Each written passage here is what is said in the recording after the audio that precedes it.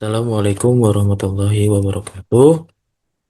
Perkenalkan, nama saya Muhammad Tamamul Qadri dengan NIM 230500024, Program Studi Ilmu Komputer, Universitas Yati Madani.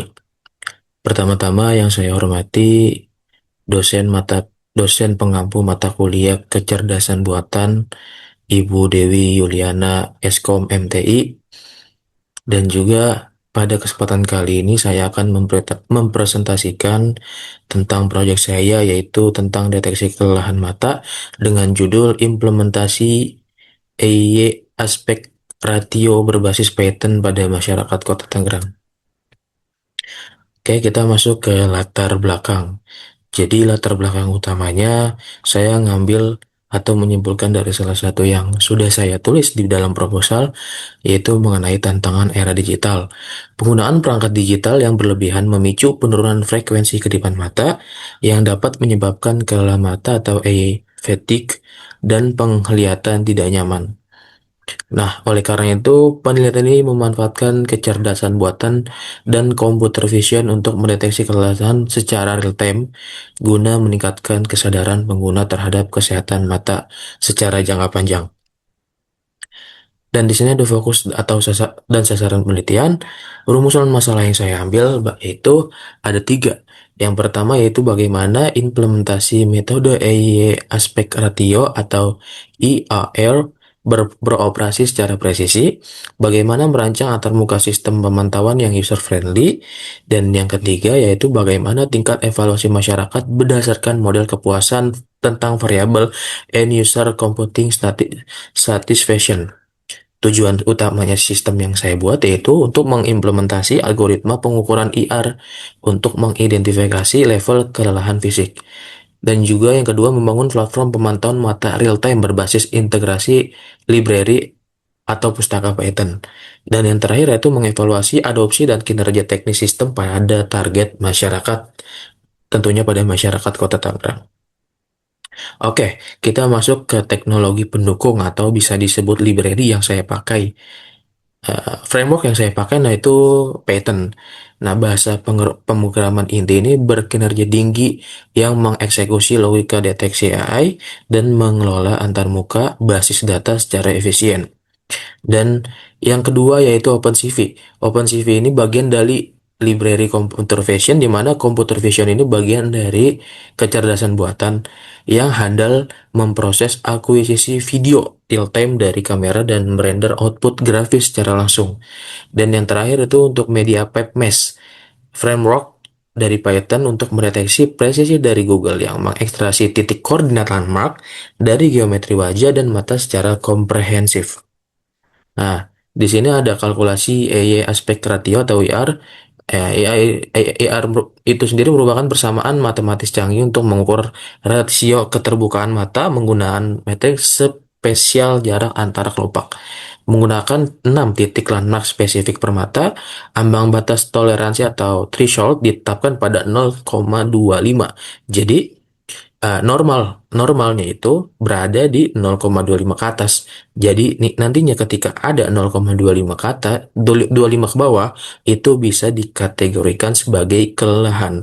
Kelelahan itu bisa kelelahan ringan, kelelahan berat, atau kelelahan sedang, atau normal. Seperti itu. Nah, di sini indeks di bawah 0,25 dikonfirmasi sebagai posisi kelopak tertutup, atau bisa disebut ini mendeteksi sebuah kelelahan mata. Adapun di sini rumusnya ya ini bisa dilihat ya, IR P2 min P6 tambah P3 min P5 per 2 P1 min P4. Oke, di sini saya sudah menganalisis durasi penutupan mata yang saya sudah buat di aplikasi saya. Durasi mata tertutup kurang dari 1 detik itu klasifikasi kondisinya kedip normal. Tindakan mitigasi atau sistemnya lock to status tidak ada alarm.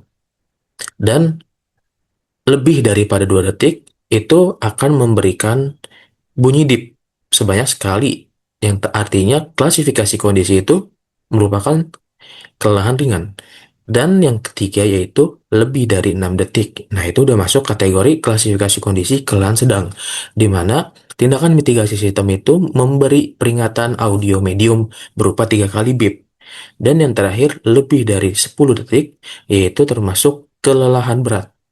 Jadi, klasifikasi kondisinya ini masuknya ke berat dan tindakan mitigasinya alarm darurat terus-menerus akan menyala. Nah, penggunaan rentang waktu ini memastikan akurasi pembeda antara refleks fisiologis wajar dan gejala penurunan fokus kognitif ini pengemudi atau pekerja tentunya di lingkungan itu. Nah, di sini mungkin alur kerja sistem real time-nya saya sudah singkat ya. Mungkin di proposal akan lebih banyak di sini. Mungkin simpelnya seperti ini. Nah, yang pertama ada inisiasi, loal modul modul GUI atau eh, graphic user interface dan aktivasi sinkronisasi perangkat backend pengguna. Nah, yang kedua yaitu mapping landmark dinamis melalui jaringan saraf face mesh frame by frame. Dan yang ketiga, alur kerjanya itu rasio ER, pemeriksaan nilai fluktuasi indeks keterbukaan mata dibanding threshold. Dan yang keempat, yang terakhir yaitu klasifikasi untuk menghitung akumulasi waktu mata tertutup dan disimpan rekam jejak ke database.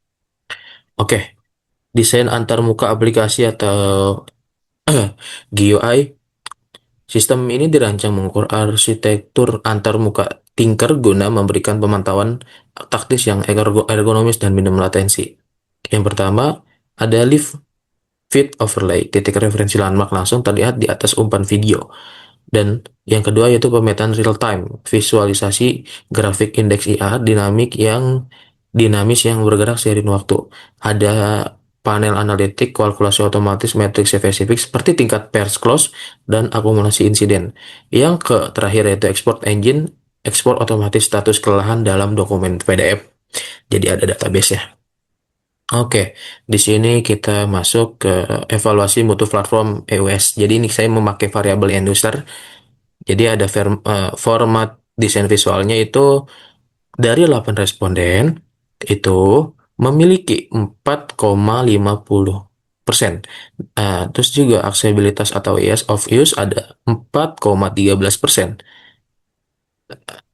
Timeless response ada 4,13 dan ketepatan ada di 4 dan relevansi data ada di 3,75.